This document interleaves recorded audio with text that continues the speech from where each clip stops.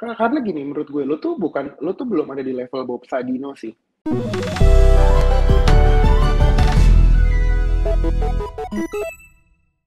Welcome to Press Start, How to Become a Game Developer. Balik lagi bersama aku Adam Aritsasmita, CEO dari Arsanesia dan Vice President dari Asosiasi Game Indonesia akan jadi host Anda pada episode kali ini. Seperti biasa ya di podcast Press Start ini kita akan ngebahas berbagai sisi dari dunia pengembangan game dan industri game supaya teman-teman semua di sini bisa belajar gimana sih caranya untuk masuk ke industri game. Nah, di Press Start kita akan mengundang para pelaku yang sudah malang melintang di industri game untuk kita kulik-kulik nih cerita-ceritanya, seperti apa sih perjalanan mereka memulai karir, pekerjaan di industri gamenya seperti apa, skill-skill yang dibutuhkan, suka dukanya, semuanya agar teman-teman bisa mendapatkan insight, inspirasi gitu ya, sehingga jadi, "Oh ternyata begini jadi game developer dan aku ingin masuk ke industri game." Nah, semoga cerita dari para bintang tamu yang ada di Prestart ini bisa membantu teman-teman yang, punya keinginan untuk menjadi pembuat game. Dan jangan lupa ya teman-teman, mulai season 3 ini Prestart akan hadir setiap hari Senin, tiap minggunya, jadi jangan sampai kelewatan dan tentunya, Prestart ini dipersembahkan oleh Asosiasi Game Indonesia dan Goethe Institut Jakarta. Alright, nah hari ini kita kedatangan, salah satu pembicara yang ini, seru banget sih kalau denger-denger ceritanya. Kebetulan, kita sering ngobrol bareng juga, tahu seluk-beluknya dan ini banyak sih hal yang bisa kita kulik dan inspiring untuk teman-teman pelajari. Kita akan ngobrol-ngobrol sama Safik yang sudah berkarir di industri, game industry udah lebih dari 10 tahun, jadi termasuk veteran perang nih ya, yang juga passionate di bidang, creative industry. Jadi nggak hanya di industri game, banyak sekali pengalaman kreatif lainnya yang bisa kita kulik.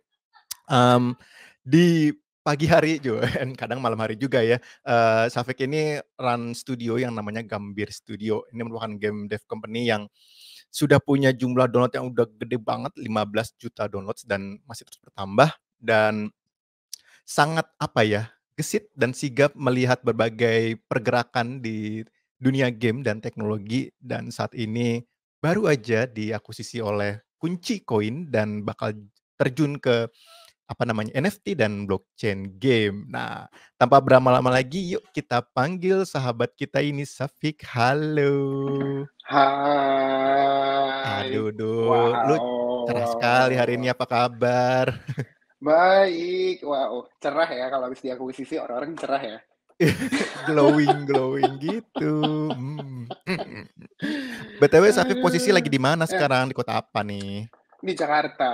Oh, di Kemarin kan Jakarta. sebelum Lebaran kan kemarin juga sempat ke Jogja tuh sama anak-anak kantor di Jogja juga. Terus kan kita Mhm, memang announce juga kan bahwa kita mhm, baru saja diakuisisi oleh Kunci Koin gitu. Jadi ya mhm. sekalian lah gitu. Ya, ya, ya.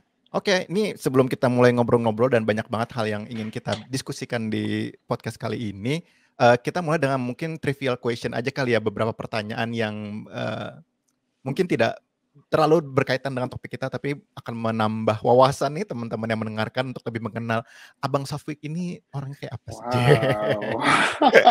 Kok gue agak-agak, oke. Oke, Hmm. ini sebenarnya pertanyaan santai aja dan nggak ada benar salahnya sih. Mungkin yang pertama, aku mau nanya nih, Safik masih inget nggak game apa yang pertama kali dimainin waktu kecil? Waktu kecil ya, waktu kecil Yes. itu pertama kali main game itu sirkus. Ingat gak yang sirkus yang kita harus lewatin Yang ada bola? gajah, apa singa ya? Bola api itu bukan sih? Iya betul, yang di Nintendo. Nah itu Ya, pertama kali itu. wow, anak Nintendo tuh ya. Ini sebenarnya pertanyaan pertanyaan jebakan nih, jadi orang langsung tahu, oh mainnya di How era old am Nintendo. I? Berarti oke, itu game yang pertama, game sirkus di Pertama. Nintendo. Kalau yang sekarang, game yang terakhir kali dimainkan, selain game buatan sendiri tentu loh ya, game Terakhir ya, mmm, ini tuh bener-bener terakhir loh. Bahkan gue belum belum belum close dari handphone gue. Gue baru kelar sambil nungguin lo tadi. Gue main Candy ah, Crush. Candy Crush. Udah level berapa sekarang? Udah di level 5.000 berapa nih? 5.000 something. Gila lima gue ribu. kayak iya iya bener lagi 5.000 5.678. 5.678. Kalau boleh tahu mulai main Candy Crush ini dari umur berapa ya? Gue nggak tahu ya, kayak gue tuh bahkan sempat uninstall berapa tahun gitu, terus tiba-tiba kayak jadinya main lagi aja karena apa, kayak Candy Crush kan is very hyper casual juga kan gamenya gitu, dan nggak ngikat aja sih, tiba-tiba kayak kita mulai ya gue udah simply close gamenya, gue mau lanjutin lagi juga bisa gitu loh. Gila, 5.000. Ini pertanyaannya. Dari pertama kali main nih, dari level 0 sampai 5.000, ada beli in-app purchase-nya nggak? Standing lah. Gila loh, tapi dia jago loh. Lu pasti ada level-level yang lo emang udah gak mungkin lewatin kalau lo gak purchase sih, menurut gue. Sorry, kayaknya agak ini koneksi tadi agak keputus. Kayaknya dia itu Halo? emang Halo? bikin. Halo. Oh, ada. Ya. Santai. Kayaknya Gimana? dia itu emang bikin kayak there's a few chapter, there's a few level yang lo emang gak bisa kalau gak purchase, menurut gue. Oke. Dia tuh suka banget ada promo-promo kayak cuma 15.000 bundling atau 5.000 bundling, gue kayak udahlah gitu kan. Membantu sama developer. Membantu King.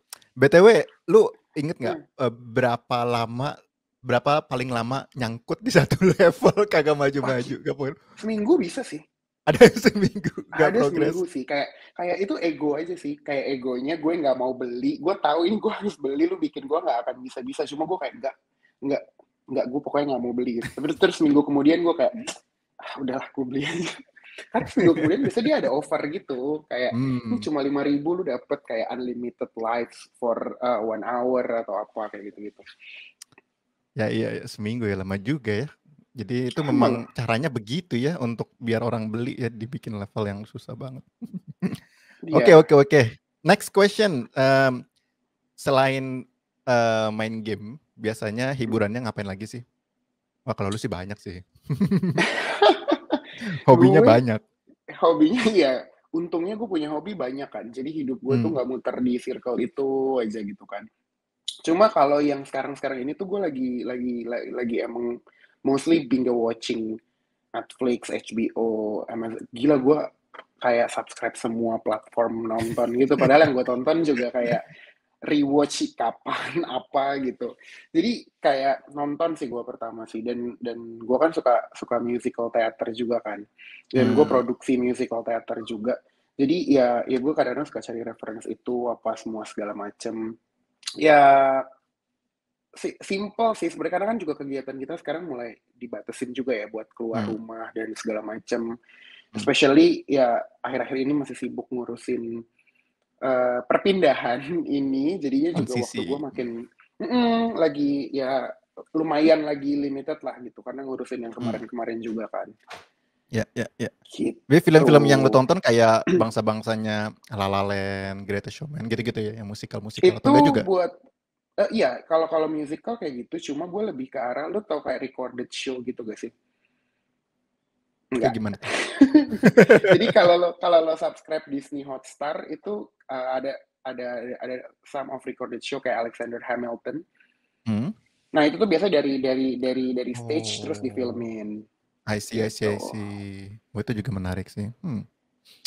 Oke. Nih terakhir pertanyaannya, Safik. Cita-cita lu waktu kecil apa? Gila apa ya? Gue tuh bahkan kayak kalau lo tanya sekarang ya, kayak gue mencoba mengingat sih, karena gue tuh bukan orang yang kayak dari kecil kayak gue tahu gue mau jadi apa gitu. Yang pada saat itu gue pikirin, yang pokoknya waktu kecil itu gue yang ada di otak gue adalah kayak gue kayak nggak mau kerja kayak bokap gue deh. Gitu. Apa itu kerja? Itu yang paling gue ingat. Bokap gue tuh maintenance. Kayak electricity and stuff gitu loh. Jadi kayak menurut gue itu kurang menarik aja buat gue. Bukan passion lu di engineering gitu ya? Bukan.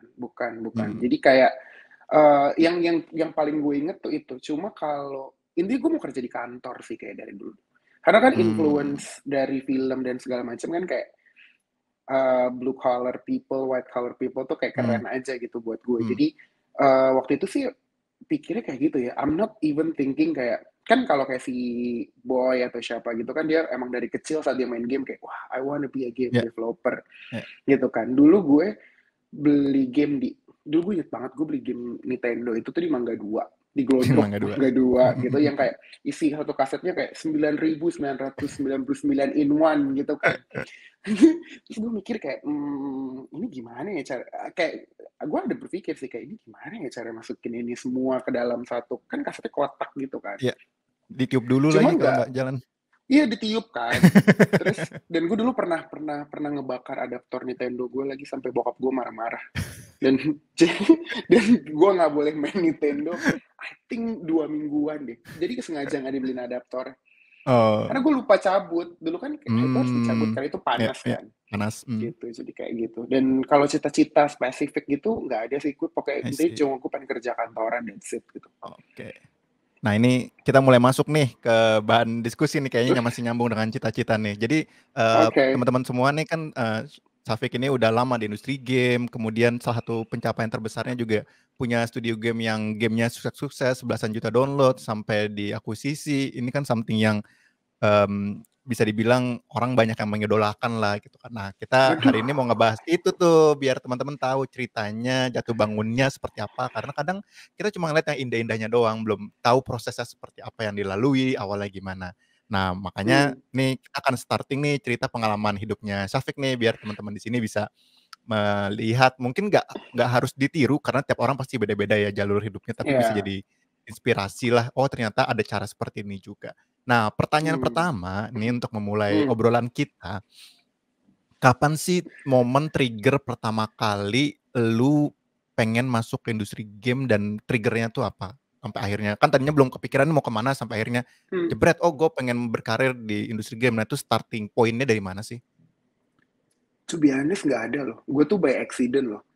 Aha. Nyemplung di industri ini gue tuh by lu kok kaget? Gue emang nggak pernah cerita ya sebelumnya. Kan teman-teman yang lain pada kaget, gue Oh juga ya ikut kaget benar gitu. benar "Hah? benar benar. Apa?" Jadi Gitu. itu bener-bener tuh nggak ada di rencana hidup gue, nggak ada di planning gue, sama sekali tuh nggak ada gitu. Bahkan kepikiran industri Mhm, ini ada di Indonesia aja tuh kayak gue nggak tahu oke. gitu. Jadi gue tuh mengawali karir gue setelah lulus kuliah. Bahkan sebelum lulus itu gue kerja di digital agency gitu. Tunggu, Jadi gue kuliahnya jurusan apa dulu? computerization accounting. Computerization Accounting. Wow, oke. Jauh Jadi sekali dengan karir lu sekarang. Nggak apa-apa, nggak apa-apa. Lanjut, lanjut. nggak apa-apa. Jadi kayak memang jadi sebenarnya tuh gue tuh pengen masuk SI atau IT kan dulunya. Heeh. Cuma ternyata kan mesti IPA. Gue sih anak IPS nih Oh. gitu kan. Jadi kayak Ah. kayak wah nggak ada nih gitu jurusan-jurusan yang apa yang gue mau tuh nggak ada apa Mmm, bukan nggak ada nggak bisa gitu. Terus kakak gue tuh di ekonomi gitu. mmm, Jadi nyokap gue bilang udahlah udah ekonomi aja gitu udah proven lah kasarnya gitu mmm, udah ada mmm, hasil nih di rumah gitu udah kamu masuk ekonomi aja. Cuma mmm, gue mikir kayak aduh gue tuh juga nggak jago-jago banget di ekonomi gitu dan kayak gue nggak mau end up jadi auditor pada saat itu kan kayak gue nggak mau jadi eee, accounting gue nggak mau jadi editor gitu. Nah eee. untungnya pas gue lihat-lihat gue cari-cari itu adalah jurusan si computerization accounting itu gitu. Jadi gue Oh. lihat-lihat dan itu masih sangat sedikit banget yang punya gitu. Terus gue coba ternyata memang gue ngelihatnya oh I think it's gonna be the future deh karena menurut gue Mmm, nggak mungkin ada orang yang pasti pakai sistem akuntan secara manual sampai ke depannya pasti udah mmm, computerized kan mmm, gitu. Nah akhirnya masuklah gue ke jurusan itu yang ternyata kayak oh oke okay. 70% lebih banyak IT-nya enggak deh oh ya? 70% lebih banyak ekonominya 30%-nya Oh. baru accounting gitu. Jadi memang gue di program untuk output gue adalah membuat software atau program untuk accounting. Oh, lu bisa ngoding dong berarti? Dulu dulu dulu? Dulu gue tugas akhir gue harus bikin program Oh, oke, oke. Berarti keinginan lu gitu. untuk IT masih dapet dikit-dikit lah ya di situ karena Dikit-dikit, ya dikit-dikit. dikit banget, iya, dikit banget. Aduh, Oke, apa, oke, gue oke. masih inget tuh tugas akhir gue kayak gue bikin sistem penggajian. Jadi gue Ah, ngambil, kan harus ada pajak kan, jadi gue ngambil mmm, kursus mmm. brevet, brevet buat pajak. Jadi sekarang kalau pas-pas gue nyari orang gitu kayak, oh ada sertifikat brevet. Walaupun tuh Ngerti. sertifikat nganggur aja di lemari gue, Mmm, mmm, gitu. Jadi, tapi ya itu akhirnya pada saat itu gue merasa tidak berguna, mmm, semua pelajaran yang gue ambil karena itu gue kerja di mmm. digital agency. Oke. gitu. Jadi gue nge-handling brand, which is pada saat itu tuh brandnya gue handle 2 brand, tapi dua-duanya itu adalah sistemnya 24/7. Jadi Gimana maksudnya tuh? service 24/7 itu 24 jam dalam 7 hari. Aha. Jadi satu telco operator, Hah? satunya lagi ISP, Internet Service Provider. Which is Hmm. service-nya mereka itu kan 24/7 kan. Jadi Ya. kalau ada keluhan misalkan di social media atau apapun ya, kita itu ada kontrak di mana within 3 hours kita nggak ada reply, kita akan kena denda dari kliennya. I So see. ya kayak gitu kan. Cuma waktu awal-awal itu ya itu menyenangkan dan segala macam, tapi akhirnya lama-lama capek juga nih gue tahun baruan di kantor, apapun. Kayak karena ada campaign 1 Januari, jadi tanggal Ya, 31 gue di kantor, eh, terus kayak jam 12 ke atap kantor, kayak wah lihat kembang api, karena waktu itu kantor gue lokasinya di Kemang kan, jadi ramai banget mm. gitu. Terus wah gila kembang api, terus kayak yaudah kita kerja lagi. Jadi kayak wow, oke, orang-orang pulang udah pada kayak pagi-paginya pulang udah kayak wah udah pada segala Mm. macem lah daerah Kemang gitu Mm. kan, habis party-party gue pulang Ya, kayak teler udah teler. ngantuk gitu, kayak gue mau tidur gitu. Akhirnya adalah satu temen gue ini, waktu itu kita kenal kita tuh teman satu komunitas dulu main social media namanya Plurk kalau lo inget. Blur, Iya tahu. gitu, nah tapi kayak Yang denger ini mungkin sebagian besar nggak tahu nih, gue yakin. iya, jadi kayak ada social media gitulah ya. Nah, tapi technically itu she's a friend of a friend gitulah, gitu. Hmm. Jadi memang sebenarnya bisa kenal, cuma kenalnya tuh di social media itu. Nah, Hmm. dia nelfon gue kan, tuh gue emang udah bilang kayak, aduh kayak gue udah fucked up deh di agensi, gue capek banget gini gini gini Hmm. gini gini. Gini. Dia nelfon gue kayak, nih gue baru interview buat jadi HR, terus orangnya juga Hmm. nyari PR manager nih buat bantu handling Square Enix gitu. Lu mau gak? Ini good opportunity loh. Terus gue kayak, hah, Square Enix siapa? Iya. Terus kayak, Square Enix Final Fantasy, masa lu gak tahu? Oh, oke. Kalau Final Fantasy-nya gue tahu, cuma Square Enix-nya to be honest gue gak tahu. Gitu. Hmm. Shame Hmm. on me, ya gitu kan. Cuma memang, tapi menurut gue ini tuh menjadi dasar gue untuk pemikiran gue ke depannya sih, Dam. Ini tuh Hmm. Hmm. sesuatu kayak this is the very beginning di mana gue ngerasa kayak iya ya somehow lu tuh nggak kenal developernya tapi lu kenal produknya. Hmm. Nah, it must be something wrong kan with the branding from the developer. Itu yang akhirnya membuat gue tuh kayak gini sekarang kayak sebagai developer tuh kita juga harus bisa dikenal loh gitu.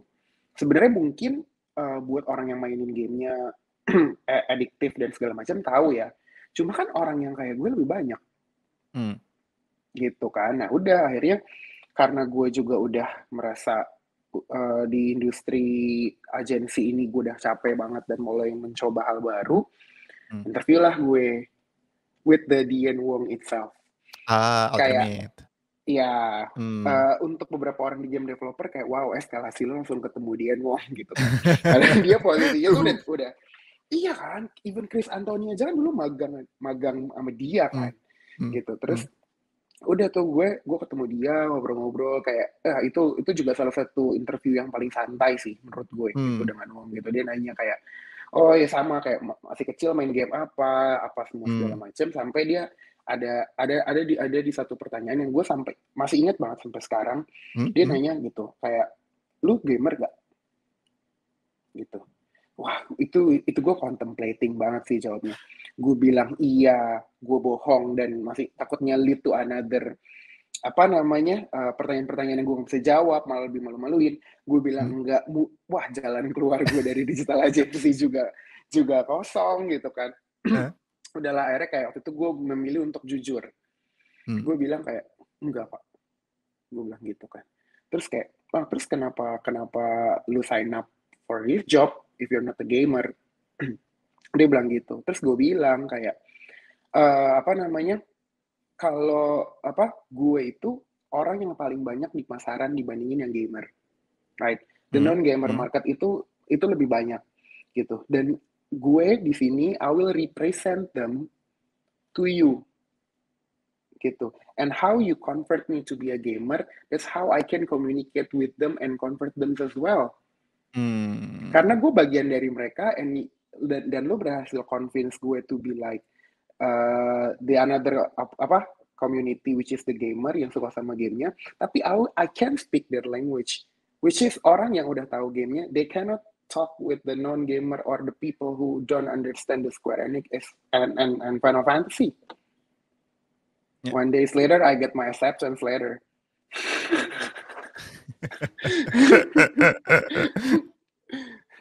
Itu waktu di company, udah mulai masuk company game ya, itu posisi lo sebagai apa waktu itu? Gue public relation manager. Oke. Gitu. Jadi si orang nggak tahu apa-apa ini harus nge-PR-in apa namanya game yang title udah gede. I see. Gitu. Jadi ya itulah awal mulanya gue akhirnya banyak tahu soal beberapa hal kayak oh developer tuh siapa-siapa aja, produknya apa dan semua segala macam. Dan ya namanya lo ngomongin produk ke orang ya lo pasti harus main juga kan dengan produknya gitu. Lo harus tahu luar dalam gitu. Walaupun lo nggak main semua level, tapi lo harus tahu di level segini lo akan dapetin ini, lo akan nemuin ini dan segala macam sih. Gitu. 2 tahun lah gue di Ultimate tuh. Wah, menarik. Ini sebelum kita lanjutin dari 2 tahun itu next-nya apa, ini mungkin banyak yang penasaran nih. Ada ya posisi sebagai PR di sebuah studio game gitu, karena kan mikirnya cuma ada programmer, cuma ada artis dan game designer, ternyata juga ada posisi PR. Nah, boleh diceritain nggak sih, day to day lu waktu itu sebagai PR tuh melakukan apa sih dan skill apa yang dibutuhkan untuk bisa melakukan hal itu? Nah, waktu itu memang nggak banyak company yang punya PR pada saat itu. Jadi cuma yang gue tahu ya Ultimate sama Agate sama Nightspeed kalau nggak salah. Jadi gue kenal sama Anggra, gue kenal sama Husna ya kalau nggak salah, nama yang dari Nightspeed yang pakai jilbab tuh, gue lupa namanya siapa. Panggilannya Jadi Nia we sih work setahu gue. Nia ya. Nah terus abis itu kayak day to day gue tuh kita lebih banyak kayak ngurusin komen-komen yang di komen-komen user yang di Play Store kita, ya kan kayak ya user maintain lah social media dan semua segala macam, bikin press release, make a relationship with the media gitu kan. Terus kayak saat game mau rilis nih lu tuh harus pikirin kayak strateginya tuh mau apa, karena kan most of the problems is starting when your game is already on store kan. Saat game lu udah ada nih ceplut aja di store tuh wah udah mulai tuh kayak Battlefield-nya menurut gue tuh baru dimulai pada saat itu gitu. Jadi apalagi gue di Ultimate juga belajar kan saat gue udah mobile game waktu itu gue digantikan oleh tim yang lain karena gue dipindahkan buat ngurusin yang Pandawa itu kan, yang buat PC gitu, yang Throne of Demons pada saat itu. Jadi gue dipercaya buat megang yang scope-nya tuh lebih gede lagi, which is PC waktu itu. Nah itu gue belajar hal baru lagi tuh, karena kan kalau mobile game kayak wah lebih enak lah ya, orang lebih gampang gitu. Tapi kan kalau PC gue bener-bener kayak ketok pintu warnet satu-satu loh. Di zaman itu bener-bener kayak warnet di binus lah, terus kayak sebarin CD gamenya, installin ke PC warnetnya, tempelin poster, segala macem sih. Wow. Dan itu skill yang tidak lu dapatkan di kuliah. Tapi apa itu skill yang lu dapatkan ketika lu di agensi? Karena itu kan skill baru tuh, nge-handle media, terus ngebuat press release dan lain-lain. Enggak ada. Jadi skill baru itu ya. Skill baru, tapi kalau nulis gue emang dari dulu gue suka. Gitu. Jadi memang gue tuh contributor writer buat beberapa majalah pada saat itu kayak Hot Games, Cinemax. Ya, itu gue baru tahu beneran kalau itu. Iya, terus kayak konser kreatifdis.com tuh gue juga contributor writer sampai sekarang. Jadi bahkan dulu tuh gue udah nulis buku sampai chapter berapa, gue udah dapat publisher, udah siap diterbitin, terus kemudian saat hobi menjadi sebuah hal yang udah ada deadline, udah ada demand dan segala macam, it's not fun anymore kan. Jadi dengan berat hati gue akhirnya bilang kayak I don't think I can make it. Gue bilang gitu. Jadi menurut gue it's not fun, dan ini tuh sebenarnya kayak awalnya cuma lucu-lucuan. Gue kasih tahu karena kan gue juga running komunitas Harry Potter kan. Jadi I work closely juga with beberapa publisher buku dong kayak Gramedia dan semua segala macam. Nah, jadi kayak waktu itu gue menceritakan itu, terus dia bilang kayak I think your idea is very interesting gitu. Coba dong gue baca draft-draftnya. And then they are okay. Tapi akhirnya gue yang gak okay karena kayak I don't think it's fun anymore. Karena Hmm. juga waktu itu kan jadi PR lo harus nulis press release, lo mesti Ya. nulis statement apa. Jadi kayak udah jadi regular job. Menurut gue udah cukup sampai di situ aja. Hmm. Hmm. Hmm. Gitu. Dan ya, it's fun. Jadi kayak, oh mengenal beliau. Dan gue kan going to the Tokyo Game Show for the very first time for Indonesia. Itu pasti Itu alternate ya? another, iya, itu Oh, another pengalaman yang wow. Itu boleh itu lanjut ke itu situ. Gimana tuh oh, ceritanya tuh? Lu itu kan satu pekerjaan PR nih. Kita masih ngebahas nih iya. role seorang PR. Salah satunya Mm, adalah lu merepresentasikan company game ke sebuah itu game show berarti ya, acara game gitu kan. mm. Nah, itu bagaimana ceritanya? Oke, jadi gue tuh gue inget banget waktu Tokyo Game Show itu gue it's not even a year di Ultimate Hmm. gitu. Jadi gue belum ada setahun, terus tiba-tiba dapatlah tuan tawaran yang dari Nikkei kan. Pertama Hmm. kali kita dikasih booth ada Indonesia Hmm. booth lah di situ dedicated. Nah, wah rame dong waktu itu industri game kan. Kayak wah finally kita going to the Tokyo Game Show dan yada yada yada yada. Hmm. Ya udah, nah Dian Wong itself it's pick me to go there Hmm. gitu loh. Gue sih menganggap itu sebagai kayak oke, this is pekerjaan dan tanggung jawab yang harus gue kerjakan gitu. Hmm. Oke, that's fine gitu. Walaupun banyak orang yang kayak ya you know lah, sometimes kan kayak ada orang yang nganggep apa ya kayak wah lu kan anak baru Hmm. dan semua segala macam dan apa Tokyo Game Show tuh kayak mimpi semua gamer. Sedangkan gue yang sih kayak kucek ini yang kayak nggak tahu apa-apa tiba-tiba harus ke sana. Terus kayak ada agenda visit Square Enix office, gue Hmm. going to Konami, I met Sega, I met PlayStation.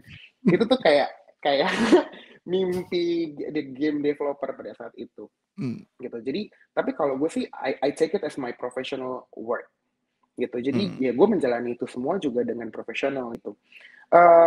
Akhirnya waktu kita bekerja sama dengan Bu Mari kan pada saat itu Ya. gitu. Jadi kita siapin booth. Wah itu bener-bener kayak pertama kali gue ke Jepang dan harus bikin apa kayak ya decorate booth ya Hmm. segala macem kan gitu.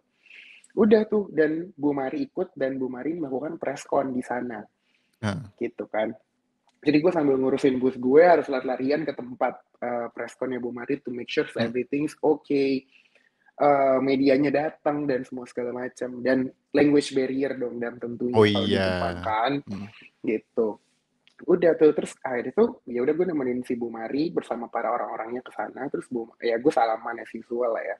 Terus dia nanya kayak kamu umur berapa gitu. I Hmm. think gue tuh 22, 23 gitu. Mhm. Terus dia ngomong gini, gue masih ingat banget sampai sekarang dia ngomong kayak dia bilang gini, you should be proud of yourself. Dia bilang, nggak banyak orang umur 23 tahun Mhm. bisa bikin press conference di luar negeri and met several good people. I believe you're Hmm. gonna be something in the near future. Dia bilang gitu. Gue masih Wah inget gila like sih. the exact words she said gitu loh. Wah gila Cuma sih. waktu itu gue kayak yang, gue tuh cuma kayak yang oh iya Bu, thank you, tapi kayak gue tuh bener-bener tidak, saya kayak nggak yang, wah apa-apa begitu, kayak ya Hmm. udah Hmm. gitu, karena kan Hmm. euforianya lagi yang lain, dan gue Hmm. ngerasanya kayak, duh berapa lama juga sih gue bakal ada di industri ini gitu. Hmm. Hmm. Tapi kayak, ya beberapa tahun inilah gitu, gue mengingat lagi kayak, wow, kayak ada orang yang sebenarnya udah ngingetin gue dari awal gue starting my career di sini, Hmm. tapi ya gue waktu itu mikirnya kayak, oh ya biasa aja gitu loh. But for now kayak iya, I know sih gue juga masih belum siapa-siapa juga, cuma I think I'm on the right path lah gitu. Mantap, mantap, mantap, mantap. Jadi teman-teman ya Gitu. itu tuh lihat tuh kerjanya PR tuh seperti itu ya sampai membuat preskon di Jepang gitu luar biasa banget. Habis dari situ kan lu berkarir di Ultimate Mhm. sebagai PR, next-nya buat studio gambar itu ya? Atau belum ya? Enggak dong, masih jauh Oh, perjalanan gue. Touchstand dulu. Iya, ke Touchstand dulu ya. Nah, itu gimana tuh? Touchstand. Jadi PR juga di Touchstand? Touchstand enggak, Touchstand itu gue jadi kan dulu ada Karin kan yang handle PR and community kan. Gue tuh nge-handle Mhm. business relation. Jadi Oke. kasarnya itu gue lebih B2B lah. Dulu kan gue B2C atau dan sama media juga gitu. Sekarang gue Mhm. B2B nih. Jadi gue lebih kayak on the professional level yang kayak ngurusin deal-dealan bisnisnya, partnership-nya, sama kayak waktu kan 9gag, JKT48 semua segala macam itu gue. Terus juga ada beberapa kali bantuin Anton juga untuk kayak temu investor lah, terus udah mulai bikin kayak slide PowerPoint yang bisnis banget dan semua segala macam. Jadi dari situ tuh gue ngerasa kayak wah, this is a new knowledge for me gitu loh. Dari B2C-nya gue tahu, B2B-nya sekarang nih gue lagi pelajarin gitu. Dan ya well, Touchstone is very fun. Itu di Touchstone tahun berapa sih masuk Touchstone itu? Ingat nggak? Ingat banget lagi gue 3 Januari 2014. Sampai tanggal-tanggal. karena gue kan jadi kan gue White Elephant tuh di kantor Touchstone tuh acara Christmasnya di kantornya mereka gue datang terus abis tuker-tukeran kado gitu gue ngobrol lah tuh sama Anton Rocky Dede pada saat itu ngobrol. Nah gue nggak kayak nggak langsung oke gitu kan dipikir oke nanti kita akan kabarin ya bla bla bla bla bla bla. Oke, gue pikir gitu. Nah, habis itu mereka libur. Gitu, mereka libur. Ya gue kan si apply itu karena gue waktu itu mikir kayak ya udahlah mungkin emang udah bukan jalan gue lah kali di game industry. Gue tuh gue apply di Berry kan. Kayak I think gue bilang kayaknya gue mau ke e-commerce deh gitu. Udah. Terus I think after New Year's tanggal 1, tanggal 2 gitu, si Anton nelfon kan kayak lo datang ya ke kantor gini. Oke, gitu. Ya udah gue datang tanggal 3 hari pertama mereka masuk kantor. Terus ya udah pada saat itu kayak udah ngobrol-ngobrol ngomongin apa semua segala macam, udah terus kayak si Anton langsung salamin gue gitu kayak oke, welcome aboard gitu kan. Terus kayak oke, gue kapan mulai? Today. Terus gue kayak oke. Gitu. Jadi kayak itu kenapa gue inget banget karena ya tanggalnya gampang aja gitu kan bener-bener habis liburan tahun baru. Dan ini ya Gitu. langsung ya. Tapi di saat itu udah tahu role-nya akan jadi business relation manager atau masih udah yang penting di area PR aja belum tahu detailnya akan ngapain? Oh, udah tahu dong. Udah tahu ya gue. bakal ngurus. Jadi itu lamanya bahkan karena lagi nentuin posisinya tuh bakal apa. Gitu. Karena lo inget kan, Touchstone tuh punya platform yang Kadosaku itu kan. Oh iya. Ya, jadi mereka tuh baru punya job desk. Baru punya itu doang, tapi pas ngobrol sama gue masih insight juga dari segi kayak waktu gue kerja di digital agency seperti apa, how I talk with the brands juga seperti apa, dan segala macamnya gitu. Akhirnya ya they came up with the business relation manager itu. Gitu. Berarti ini so far masih menyambung ya skill-skill yang lu koleksi ya bisa dibilang dari zaman lu acquire waktu di agensi, kemudian di Ultimate, dan ini kepake lagi di Touchstone gitu sebagai relation manager buat bisnis. Masih align kan, nggak yang totally different atau yang lu lakukan benar-benar berbeda dengan yang lu alami sebelum-sebelumnya? Dibilang 100% beda sih enggak. Ya, nggak beda. Cuma kalau dibilang sama pun juga enggak. Gitu. Karena waktu di agensi itu kan gue kayak account gitu kan. Kayak gue bikinnya kayak the whole campaign. Oh, si brand A ini maunya mereka cuma punya satu campaign, tapi gue harus bikin kayak turunannya, oh nanti social media seperti apa, websitenya seperti apa, KOL-nya nanti akan kayak gimana, dan segala macam. Di Ultimate ya PR gitu kan, bener-bener ngurusin kayak event gue yang ngerjain, terus media juga gue yang ngerjain, press release gue yang bikin, dan segala macam. Nah di sini tuh kan nggak dipakai kan, dan udah ada Karin pada saat itu yang emang nge-handle-nya tuh PR and community gitu loh. Gue tuh pure emang bener-bener kayak ketemu, mungkin kayak konteks bikin proposal dan segala macamnya mirip, cuma produk yang ditawarinnya beda. Sama lo tuh kayak ini sih, lebih ke arah maintain relationship-nya. Itu yang sebenarnya menurut gue, for some people itu mereka don't want to investing that much. Karena namanya aja kan relation kan. Gak yang cuma sampai project lo goal, kemudian oke, bye. Gitu. Jadi kayak di sini tuh bener-bener lo maintain sampai nanti lo kirim reportnya seperti apa, lo harus kalau di versi gue bahkan kayak gue punya database di mana gue tuh punya tanggal lahirnya kapan, wow, ininya sampai kapan. segitu. Jadi iya, jadi kayak ulang tahunnya dia kalau kita emang lagi misalnya dia lagi nggak terima bingkisan atau apapun, Wafa tuh biasanya bikinin gambar and then we send to them gitu kayak as our thank you and gift kayak gitu-gitu. Jadi buat mereka kan ya lu maintain relationship-nya juga quite well kan. jadinya kayak gitu. Itu unik banget ya berarti. Ada pekerjaan seperti itu di industri game ya, memaintain relation dengan orang lain. Karena bisnisnya ini ya lebih ke B2B ya. Jadi lo dengan partner lo dengan tapi sebenarnya nggak harus B2B pun juga dengan di industri game tetap Mhm. harus nge-maintain relation dengan pihak-pihak Iya lain ya. semuanya, media iya, sama Hmm, teman-teman dari game game dev juga iya, ya kan? Maksudnya hmm, kayak, ya dalam kehidupan sehari-hari lu emang harus maintaining relationship gak sih, ya, sebenarnya. ya. Cuma ya memang professional levelnya beda aja gitu loh, mungkin apanya kayak gimana. Dan gue kan sudah terbiasa tiap hari I look fine gitu kan. Jadi kayak ya gue pakai bajunya rapi, Oh, gue masih yang lebih kayak rapih lah gitu. Jadi kayak ya gue udah terbiasa buat kayak oh ya gue nggak pernah tahu tiba-tiba si Anton kayak ayo lu ikut gue hmm. misalkan ketemu si ini ya gue udah well prepare aja gitu nggak yang tiba-tiba gue kantor ke celana pendek atau kayak kaos yang kayak karena gue akan ngobrol sama orang yang tidak tahu industri ini and gue harus convince Oh, mereka tuh buat ikutan kan. Biasanya waktu kado saku dan game gitu, I should talk hmm, with the brand yang bahkan mungkin orangnya nggak main game hmm.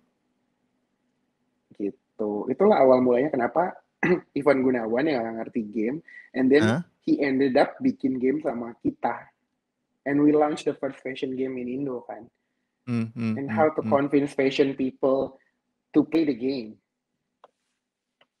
Ya, ya, itu poin yang bener banget sih. Kayak beberapa kegiatan gitu ya, yang kegiatannya sebenarnya dari sisi attire orang-orang di sana semuanya pada pakai baju rapi-rapi gitu ya. Terus ada ucuk-ucuk game dev yang masih baru gitu kan, cuma kaosan di Mm, sana akhirnya ngerasa salah tempat gitu ya.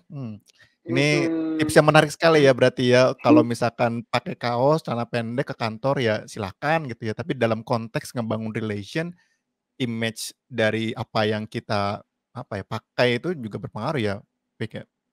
ih, karena gini menurut gue, lo tuh belum ada di level Bob Sadino sih. Yang lo pakai kemeja sama celana pendek, atau lo bukan Mark Zuckerberg yang lo pakai kayak Ya, gitu-gitu doang, and then orang akan mikir, oh hmm, ya, orang tuh udah tahu, lo tuh belum se-branding itulah menurut gue. Jadi, maksud gue konsep dress to impress itu menurut gue still still apa ya, still relatable gitu loh. Sekarang gini, gue selalu mengambil contoh ini sih buat ngejelasin ke beberapa orang yang mungkin juga punya pertanyaan yang sama gitu ya. hmm, Lu percaya gak sih, lu beli air mineral kayak merek A lah yang botolnya mahal hijau gitu, hmm. tapi dengan gaya-gaya orang yang jual air mineral versi plastikan di pinggir jalan. You know what I'm trying to say gak? Kayak Mhm, ada orang nawarin lo beli air mineral harga 40.000, tapi dengan gaya kayak kayak lu beli beli air botolan di pinggir jalan yang harganya cuma 2.000 perak. Lo mhm, pasti nggak mhm. mau beli dong, Ya, ya, iya ya. kan? Tapi karena lu tuh udah di restoran mahal, nggak pernah ada yang komplain harganya mahal kan? Hmm, Karena lu tahu kayak the way di represent the things aja adalah udah se-fine itu, so they will put trust on you gitu loh. ya, Kenapa ya. air mineral merek itu yang dijual di tempat-tempat fancy itu aja dibikin sama desainer loh, the bottle itself Ya, ya, ya, ya, ya. gitu. Jadi menurut gue ya lu dress to impress ya bener, karena kalau if you cannot convince your potential clients ya susah ya untuk Hmm. mereka see how valuable you are gitu loh. Kecuali ya Wah udah ini modelnya punya Facebook gitu.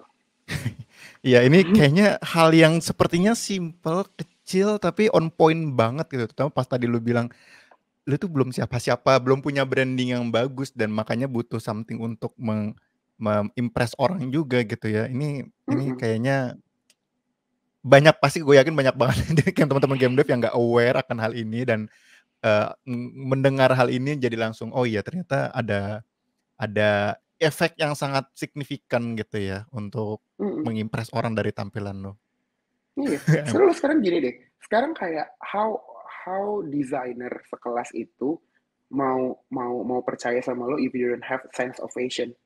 Betul, betul, betul.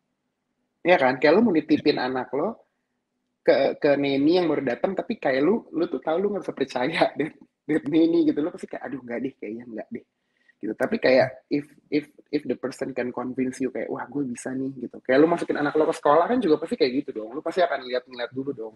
Hmm. Kayak gurunya gimana, sama stuff like that sih menurut gue. Jadi gue menurut gue udah saatnya harus memutus rantai bahwa game dev itu terkenalnya dengan wah urakan segala Hmm. macam kayak Hmm. ya maybe for some people works but it's not for me. Dan gue sering kok disangkain kayak hah you doesn't look like a game industry people atau apa kayak terus gue kayak I take that as a compliment. Iya, bahkan seorang Mark Zuckerberg juga kalau lagi datang ke event-event yang formal ketemu sama kepala negara, dia juga pakai jas gitu kan. Jadi Iya. ya, mhm. Wah itu salah satu intisari yang menarik sekali dari pelajaran dari podcast kali ini, teman-teman harus catat baik-baik. Oke, lanjut.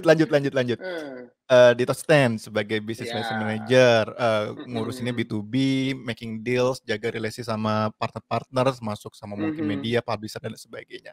After that, what next? Gue gak percaya lagi sama game dev. What? Gimana? Iya. I think 5 years spend my time in game industry, gue ngerasa kayak I think this is enough deh.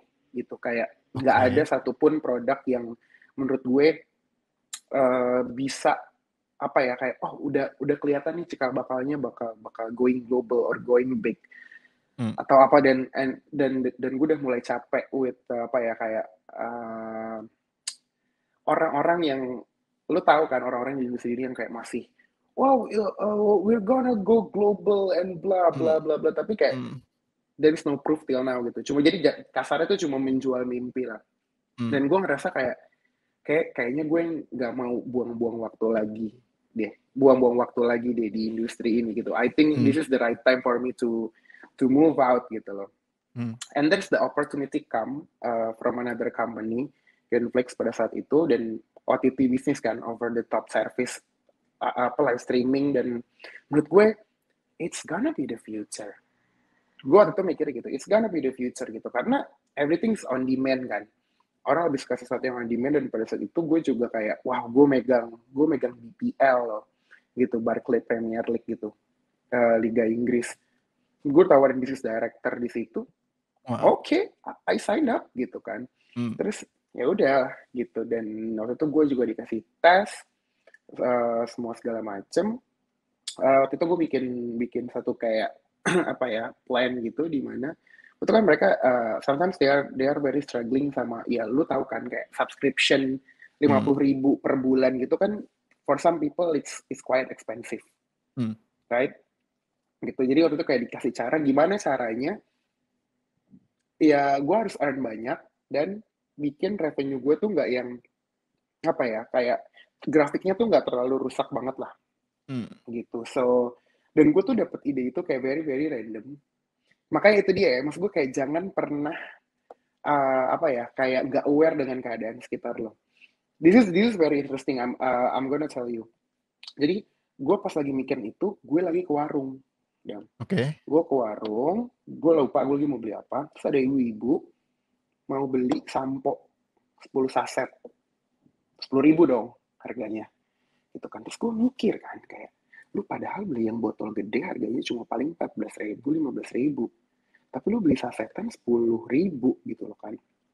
Udah nih gue mikir kayak itu kan bakal lebih mahal gitu terus udah habis itu gue lihat tempat pulsa gue tanya dong mas mau nanya dong kata gue di sini rata-rata orang tuh beli pulsa paling banyak berapaan gitu oh paling gede emang 5.000 harganya berapa 7.000 8.000 kalau yang 100.000 harganya berapa 97 98 oke akhirnya di situ gue bikin plan di mana instead of lu bayar per bulan, lu bayar per hari. Subscription-nya, lu bayar sehari 2.000. So, lu pilih bayar sehari 2.000, sebulan lu bayar 60.000, lu bayar sebulan lu cuma bayar 40.000. Usernya naik 500%.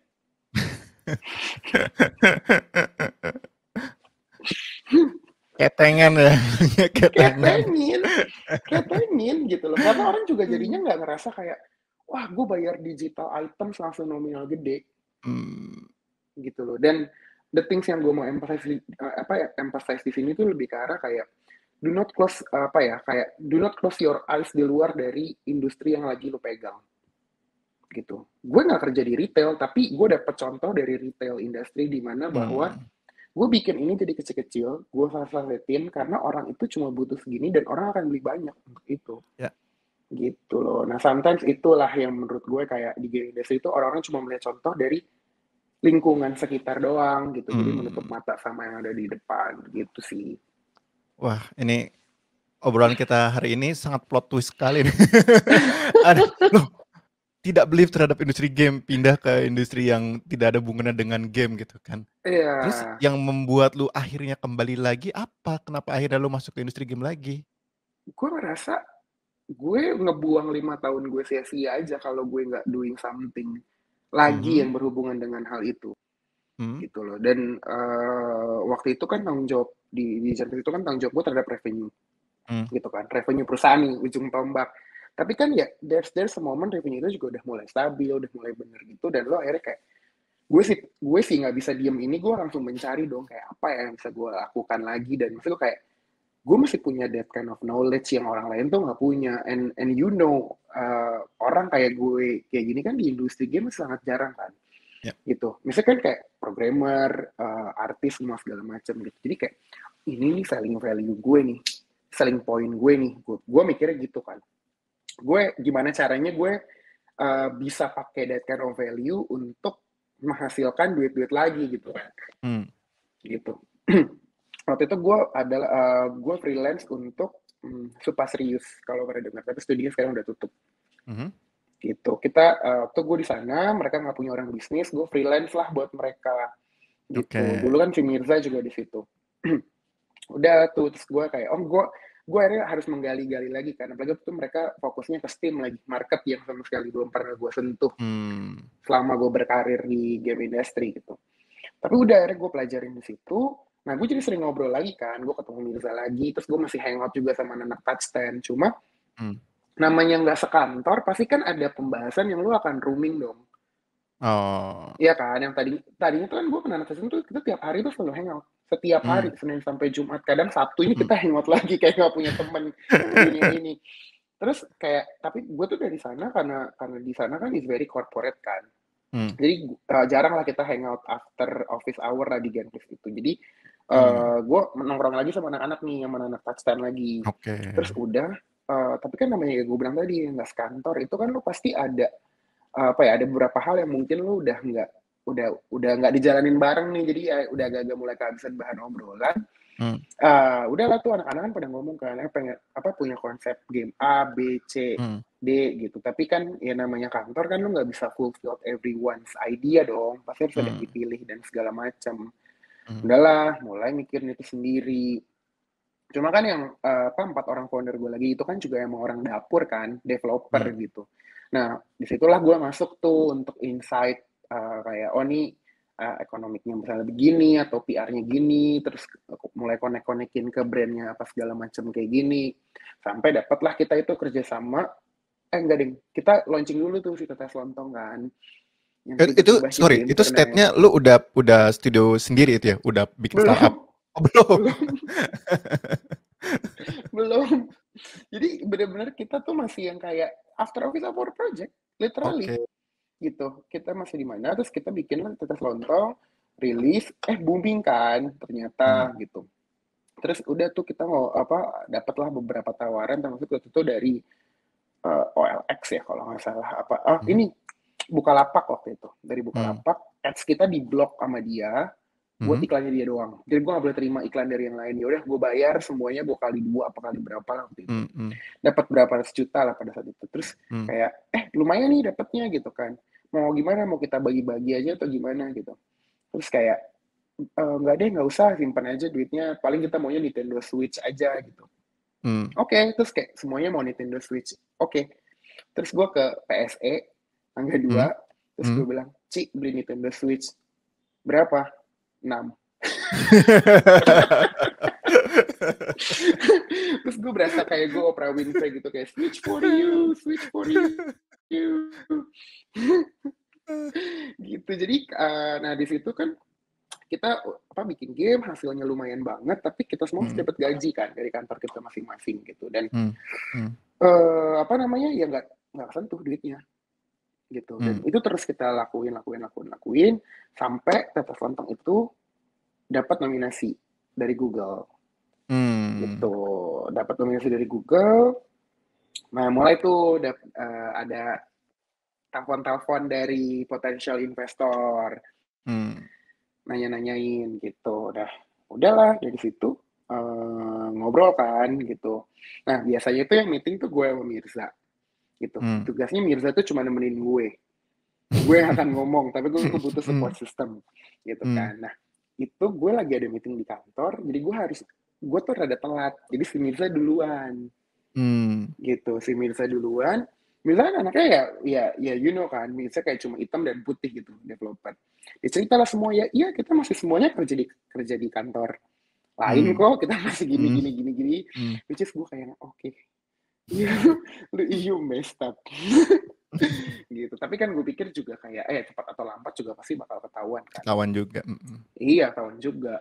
Gitu. Terus udah dia nanya kan, emang office kalian tuh di mana? Ya, kita nggak punya kita tuh belum jadi PT pada saat itu.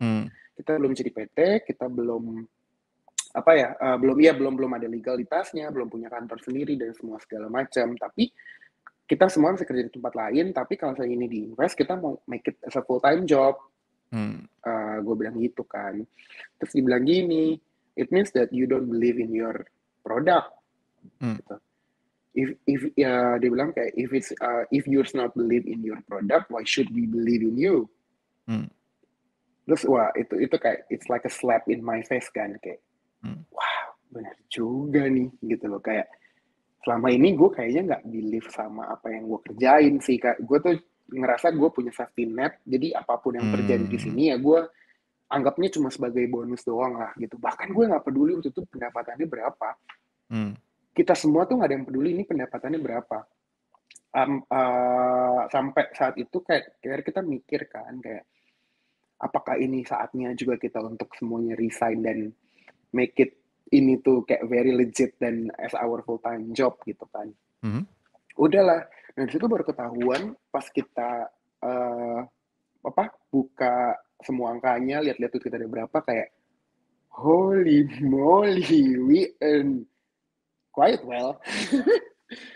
Gitu. Kayak ini mah cukup buat kita bikin company sendiri gitu loh. Dan waktu itu bahkan kita tarik semua kayak kita akan kayak gini-gini segala macam, itu cukup buat 2-3 tahun runway kita gitu loh. It's more than healthy I guess gitu kan. Dari uang, dari pendapatan yang selama ini nggak pernah lu lihat gitu ya. Ditaruh. Ternyata duit kita banyak ya gitu. Iya, exactly gitu loh. Sampai pas gue bikin proyeksinya gitu kayak ini mah kita cukup buat 3 tahun. Gitu loh. Dan I think that we are not that stupid enough buat tahu di tahun kedua kita nggak earn apapun. Itu 3 tahun itu kita nggak earn apapun ya, not any penny ya. Jadi kayak itu cukup buat 3 tahun. Dan menurut gue kita udah cukup pintar lah. Tahun kedua lu nggak earn apa-apa, it's time to shut down. Dan sisa tahunnya lu bagi-bagi aja as a bonus. Gue mikirnya gitu. Dan pada saat itu gue mikir kan, 2 tahun lagi umur gue itu belum nyampe 30 waktu itu. Jadi kayak gue masih laku lah balik ke industri. Gue tuh udah mikirin sampai sejauh itu. Dan I always think prepare for the worst lah. Ini tuh akan kayak gimana. Dan gue mikir kayak kita selama ini aja doing this as a freelance job aja bisa dapat segini. If we can make it as a full-time job, kita nggak mungkin nggak ngasilin sama sekali. Gue mikirnya gitu.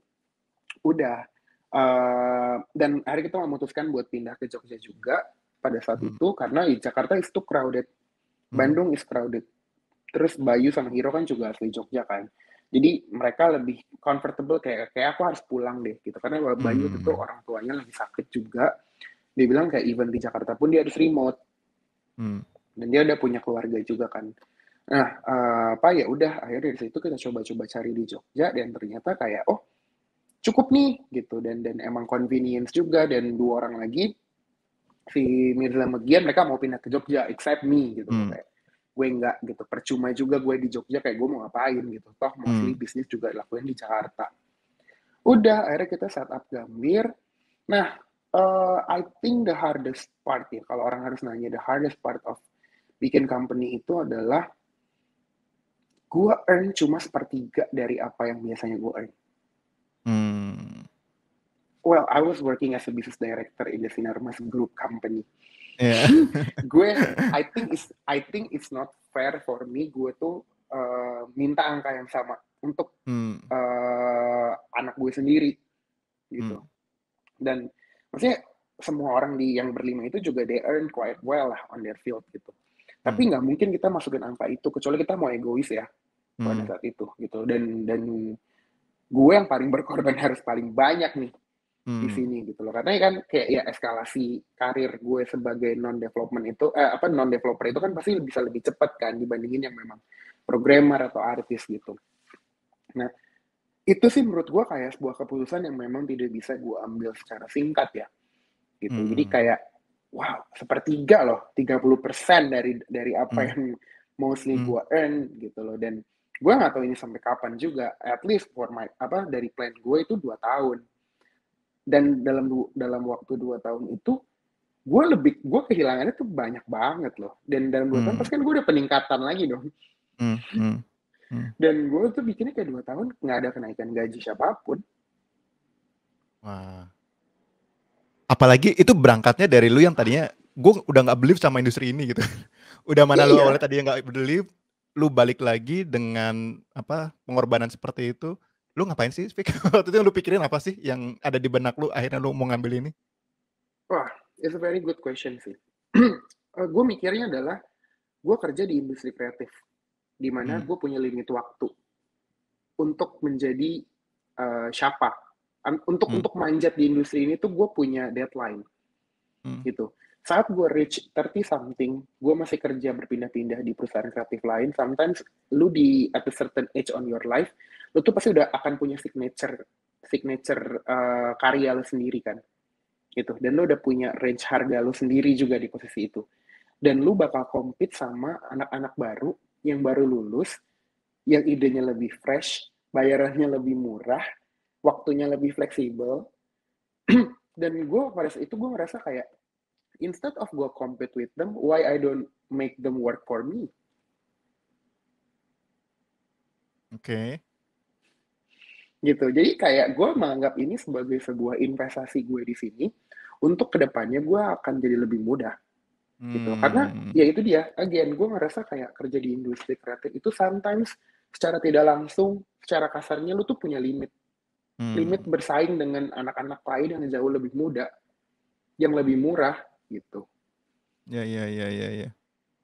Terus tunggu, lu mulai Gambir itu tahun berapa itu? Gambir yang kita as in legal terms itu 2018. 2018. 17 Agustus 2018. Oke, 2018 dan kan tadinya dibilang kita kalau 2 tahun nggak membuat something gitu ya, kita berhenti aja gitu kan. Itu kan harusnya di tahun 2020 tuh ya, lu udah ngeliat nih hasilnya gimana. Dan di saat itu akhirnya yang lu alami di titik ketika udah 2 tahun lu evaluasi yang terjadi seperti apa? It's beyond our expectation sih. 2020 itu termasuk salah satu tahun gemilang kita juga kan. Kolak, Jurit Malam, Iwan Gunawan Super Style, terus juga Kolak Express 3 kita juga license-nya udah ada di dunia games dan semua segala macem. Itu tuh bener-bener jadi kayak, wow, kita nyampe di level ini ya gitu. Terus juga kayak hal-hal yang kecil yang banyak lah ya, hal-hal kecil yang kayak masuk Pak Eko dan segala macam yang kita bikin ditulis less than 24 hours dan hit the internet gitu tuh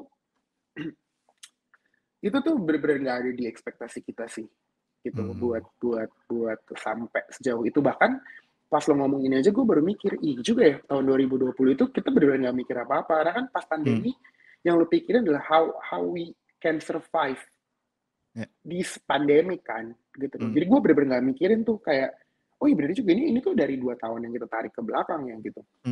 Iya, jadi kayak memang 2020 tuh bener-bener kayak kita coba mikirin survive-nya ya dulu deh gitu. But ya, ternyata itu jadi salah satu tahun terbaik kita juga sih menurut gue. Wah, nice.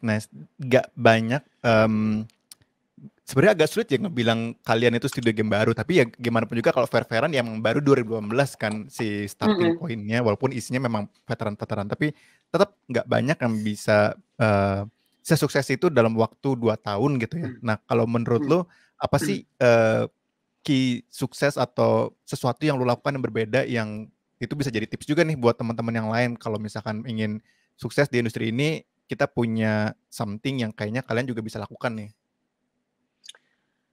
Oke, menurut gue adalah, gue itu termasuk bukan berhasil ya, berhasil is a big word, kayak Mmm, gue berusaha untuk menjadikan kelemahan gue itu sebagai kelebihan gue. Contoh mhm, kelemahan yang gue rasakan di sini, nah gue tuh kan kayak lu Dam, yang kayak gue tuh tahu game apa yang lagi pening, gue tuh tahu ini apa, dan gue sangat, apa, kayak lu gitu kan, kayak you work very close with the industry, with people. Gue tuh nggak kayak gitu, dan for some people itu kekurangan loh. Karena mmm, lu tuh di Indonesia ini jadi asing. mmm, Tapi change that itu to be my strength dengan cara apa? Bawa embel-embel gue ini, payung gue ini ke industri yang nggak kenal industri ini. Gue tahu gue tuh pemain solo di dunia game apa game dev. Saat gue ngomong sama orang kayak this industry look so sexy mmm, gitu. Dan berkat knowledge gue dulu kerja di digital agency, I can talk to the brand very easily. I can use their language gitu loh. Gue ngobrol sama orang di non game dev industry itu that will be more way easier for me gitu. Dan ternyata fieldnya lebih gede daripada industri ini gitu loh. Dan wow, aku pemain solo gitu loh. So the all cake is on me gitu loh. Itu sih kalau menurut gue adalah kayak apa ya, you should open up yourself gitu loh, bahwa ya kayak ruang lingkup lo di sini itu apa, ruang-ruang lingkup kalian tuh nggak cuma di lingkungan game dev doang, tapi juga kayak, mmm, hey, ada loh lingkungan lain. Dan thank you for Mobile Legends dan lain-lain yang mmm, udah mulai membuka mata orang-orang terhadap game industry dan tahu ada duitnya di sini gitu. mmm.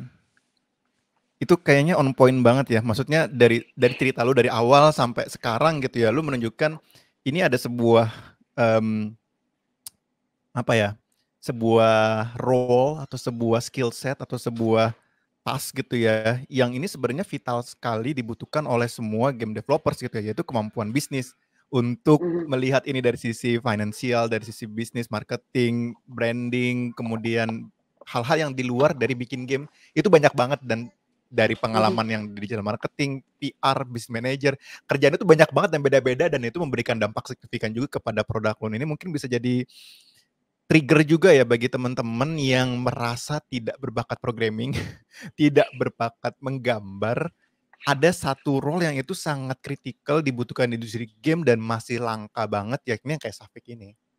Itu kayaknya Mhm. lu perlu membuat sekte atau bukan sekte, komunitas atau apa sih, encourage orang-orang untuk, "Yuk yang mau bisnis bisa juga loh bisnis di industri game." Iya, gue tuh pengen banget gitu loh, kayak karena menurut gue orang-orang di sini tuh masih jarang juga, sehingga sometimes kalau gue event pun gue tuh kayak, aduh, gue tuh kayak ngerasa gue outsider banget gitu loh, kayak, Mmm, wah, semua orang seru dengan pembahasan yang lain-lain, kayak no one talk with for the business in game dev gitu, kayak semua orang heeh, sibuk ngomongin kayak what kind of engine do you use, dan mmm. apa, kayak game apa yang kalian mainin segala macam gitu. Jadi gue kayak, kayaknya gue harus punya teman di industri ini gitu loh. Ya lebih kayak gitu sih, dan apa ya, pinter-pinter lah mencari teman menurut gue. Kalau Mmm, kalian memang tidak suka, maksudnya kayak kalian pengen di game dev tapi kalian nggak gamer banget, mmm. bertemanlah dengan orang-orang yang bisa coding dan gambar. Karena mereka juga butuh kalian gitu ya, itu Karena yang mungkin lu mereka juga tidak simbiosis menyadari, mutualisme kan. yap, mhm, mhm, Gitu, jadi kayak yang, ya menurut gue ini tuh salah satu opportunity yang masih langka ya, gitu. Kalau kalian, misalnya kayak gue nggak bisa bilang programmer dan artis tidak dibutuhkan ya, mereka selalu dibutuhkan gitu loh. Cuma orang-orang non development itu, you have your own value gitu loh. Jadi mmm. jangan merasa kayak saat lo nggak bisa coding dan lo nggak bisa gambar dan segala macem, oh my god, banyak banget Rossi di game industry. You can be a game writer, you can be a game designer, you can be a project manager. Mmm, Banyak sih. Ya, ya. gitu. Terutama peran kayak lu sih, Fik. Menurut gue itu vital banget untuk semua game developer punya satu orang aja yang kerjanya kayak lu gitu, ngurusin bisnisnya, ngurusin Iya, partnership-nya, keluar. Gue yakin game developer kalau disuruh keluar, suruh expose segala macam nggak mau, males gitu. Ah, enakan ngoding, enakan gambar gitu kan. Emang perlu ada orang yang emang suka kan, yang passionate di sana yang berangkat. Jadi kita perlu mencetak iya. Safik-Safik baru nih di industri game nih. Jadi teman-teman yang bukan dari jurusan programming atau artis tapi merasa punya jiwa bisnis dan masuk ke industri game nih ada role model yang bisa kalian tiru nih. Aduh, aduh jangan jadi kayak gue lah. Cukup gue aja soalnya. Enggak sih, tapi jujur ya, kalau lu ngomongin gue jadi role model, sebenarnya role model gue Anton sih. Hmm, Karena dia tuh sama kayak gue. hmm, Dia tuh nggak coding, dia nggak gambar. He's a purely businessman tuh. Gue nggak bisa bilang gue nggak banyak belajar dari semuanya, tapi gue hmm, belajar hmm, paling banyak di industri game itu dari Anton. hmm. Gitu loh, kayak how he talks with the people, how he convince business partner, how he kayak apa ya, kayak networking dan segala macam. Gue sebenarnya banyak banyak belajarnya tuh dari dia bahkan gitu loh. Jadi dan untungnya gue punya personality yang emang udah terbiasa ngobrol sama orang, dan gue punya Hmm. energi yang cukup untuk kayak networking party is very exhausted loh. It's Ya not betul. everyone cup of tea loh. It's Ya. very exhausted menurut gue. Gila, kayak Dan lu ngulang-ulang cerita yang sama ke orang yang datang ke booth lo, menjelaskan lagi, dan malamnya lu mesti genjot lagi untuk networking party is very exhausted gitu. Jadi jangan ya. anggap kayak gampang kerjaan lo ngoceh doang gini-gini. Try this job. Buat teman-teman yang belum tahu tadi kalau misalkan Safik nyebut Anton itu CEO-nya Touch10 ya. Ex-CEO Sekarang Touch10. Sekarang ya CEO Touch10 ex kan Rocky. oh iya ya, sekarang di apa sih main game ya kalau nggak salah ya. Ya I pokoknya dulu think waktu lu so, di ya. Touch10 dia CEO-nya ya. Jadi Iya, yang waktu tadi lu lu Touch10 mention gue banyak CEO-nya. belajar dari Anton tuh ketika tadi di pengalaman lo di Touch10 itu kan ya. Iya, kalau Wong itu kan dia masih emang ada background coding kan, dia kan Hmm, programmer kan, gitu. ya, ya, Nah, gue belajar bisnis high skill-nya ya saat gue di Netflix lah. Yang udah hmm, ngomonginnya udah billions of money gitu. Jadi kayak, ya, oh step up the game-nya kayak gini gitu. hmm. Gitu Oke, sih. ini ada satu lagi plot twist nih yang mau kita bahas nih. Gue tahu kita Oke. udah overtime sekali, tapi kalau nggak Oh ngebahas ini kayak iya, nggak, oh iya iya loh gitu ya. bener. Oh my Makanya god, oke. ngobrol sama Safik tuh nggak bisa cuma bentar. Nggak apa-apa nih, khusus buat edisi ini karena banyak yang bisa dikulik. Nah, ini another plot twist. Kan di Hmm. tahun ini, 2 tahun kebelakangan ini bisa dibilang Gambir Studio itu menoreh banyak prestasi ya yang si selera Nusantaranya berapa Tesla gitu kan yang apa eh game lu masuk di license jadi serial Ramadan. Banyaklah Iya, jadi berita-berita bagus yang sinetron. wah Iya, iya, iya. sinetron ya itu ya. Mm-mm. Berita-berita bagus yang wah ini lagi tinggi-tingginya. Di saat di atas angin ini ada kabar yang mengejutkan nih, Gambir diakuisisi. Nah, gue pengen tahu sih arahnya mau kemana sih di situ dan apakah itu kan pencapaian yang timing yang unik gitu ya. Nah, menurut lu tuh proses saat itu seperti apa dan yang mau ke depan yang mau kejar apa sih? Oh, menarik. Menarik, menarik, menarik. Karena gue tuh selalu pegang gini loh, Dam. Kayak, gue tuh harus melakukan sesuatu when I already on top. Hmm, Gitu. Jadi kayak gue biasa resign saat di masa-masa gemilang gue. Lo boleh cek semua oke. company yang gue pernah kerja di sana. Gue tuh saat gue melakukan sesuatu yang bikin semua orang kayak, wah finally, wah thank you, siapa gini-gini, kayak I quit.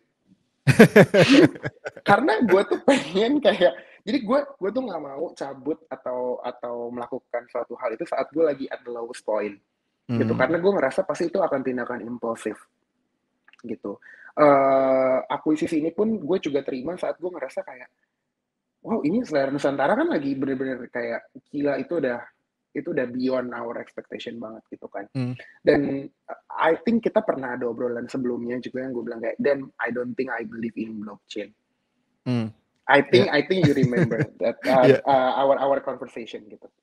Terus uh, there's a moment gue ketemu kunci hmm, koin. Dia tadinya mau beli game, adalah satu game kita gitu. hmm, Ngobrol-ngobrol, gamenya deal. Terus CEO-nya ngomong, ya hmm, udah kalau lo nya berapa? Terus gue kayak, gimana maksudnya? Gue bilang gitu kan. Gimana maksudnya? Gue bilang, ya udah lu nya ikut gue juga. Terus gue kayak, oh, Hmm. ada pasukan bodrek di belakang saya gitu kan. Kayak, Hmm. yeah, I mean like for sure the whole company gitu kan. Terus gue kayak, gila, gue bahkan nggak tahu valuation berapa, karena gue tuh emang lagi nggak ada prepare buat cari investor juga, which is alhamdulillahnya my cash flow is very healthy, gue bisa survive tanpa ada investor dan lain, dan gue tidak berpikir untuk masuk ke dunia blockchain dan NFT gitu. Terus dia bilang, oh, pokoknya intinya segala macem, he came straightly with the numbers gitu kan. Terus gue ngeliat kayak siapa gue sendirian di sini. Nah, tapi kadang-kadang nggak enaknya sendirian yang bisa ngerti bisnis itu juga gitu. Lo tuh tidak ada teman berdiskusi yang on the same level gitu. Jadi waktu gue berpikir, terus gue langsung kontak teman gue kan, kayak anjir gue bisa jual berapa nih, gue bilang gitu kan. Ya valuation lu berapa? I don't even know. Gue bilang gitu kan.